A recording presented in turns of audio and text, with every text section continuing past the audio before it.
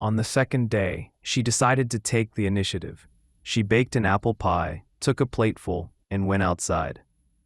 Approaching the gray house, she pressed the doorbell. A soft, mechanical chime sounded from within, but the door didn't open. Chloe was about to leave when the door slowly opened, stopped by a security chain. A single eye peered through the gap. Large, light gray, without a single trace of blood. Nothing else was visible. "Hello," Chloe began cheerfully. "I'm your new neighbor. Wanted to introduce myself. Brought some pie." The eye looked at her, unblinking. Several tense seconds passed.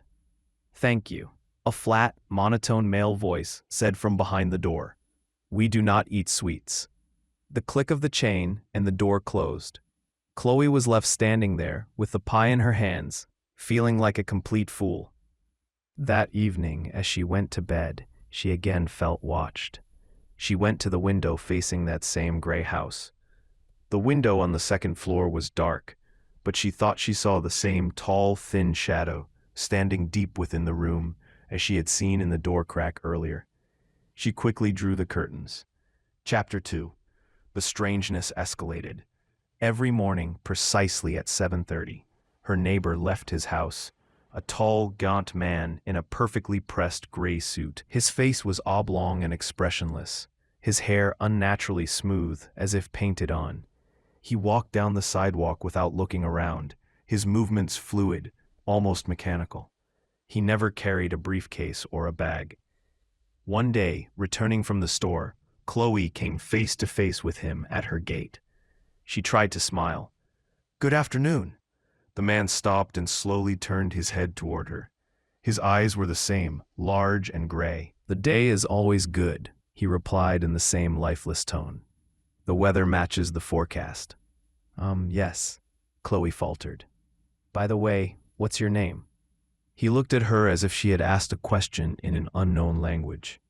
"My name is Neighbor," he finally said and continued on his way. Chloe went inside with a pounding heart. This was beyond strange. The next morning, she decided to follow him. Hiding behind a corner, she watched as Neighbor left his house and headed not toward a bus stop, but deeper into the neighborhood, toward another house just as bland as his own. The door opened, he went inside, and the door closed. Half an hour later, he emerged, followed by another man dressed in an identical gray suit. They nodded to each other and went their separate ways. This wasn't just a weird neighbor. This was some kind of club or a cult. Chapter 3. That night, she was awakened by a sound. A low, monotonous hum coming from the direction of the neighbor's house. It was barely audible, but it made the window panes vibrate. It wasn't coming from a speaker. It was coming from the walls. Chloe peered out her window. The house opposite was dark, but this hum came from everywhere at once, as if the house itself was the source. She couldn't take it anymore and called the local police precinct. An older man on the other end listened with a bored voice. "Young lady, Silent Pines was built for a quiet life. The people there are quiet, hard-working folks. Maybe you just need someone to talk to. Go to the park, make some friends." She realized there would be no help from them. Desperate, she went to the city archives, trying to find anything about the neighborhood. Old newspapers, construction documents. Nothing suspicious. The area was built 20 years ago. All the residents were perfectly ordinary people. In one of the folders, she stumbled upon a forgotten internal memo, filed by mistake. Just a few handwritten lines. Project Somnus is stable. Assimilation of the Silent Pines micro-district population is proceeding as planned. Recommend continued observation. Contact with the natives is kept to a minimum. Natives.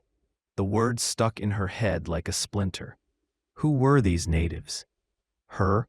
Ordinary people? Chapter 4. That night, the hum grew louder.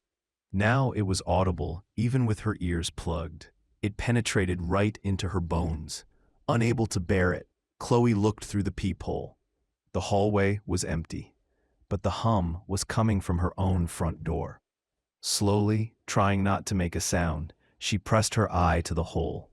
Outside, standing with his back to her door, was her neighbor. He wasn't moving.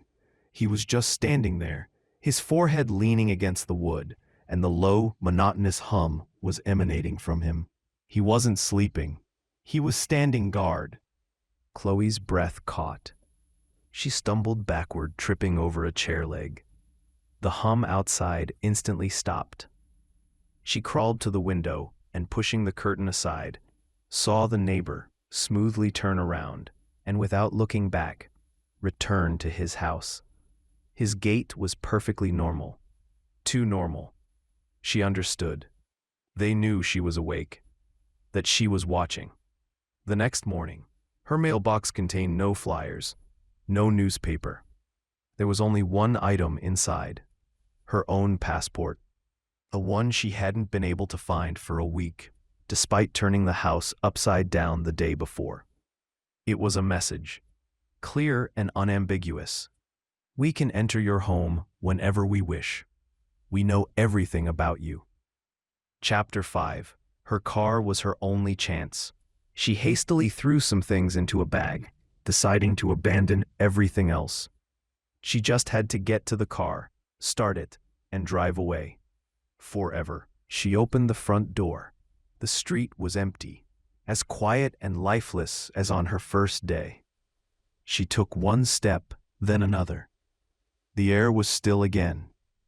She was almost at her car when she saw them. From every house on the street, from behind every curtain, from every window, they were watching.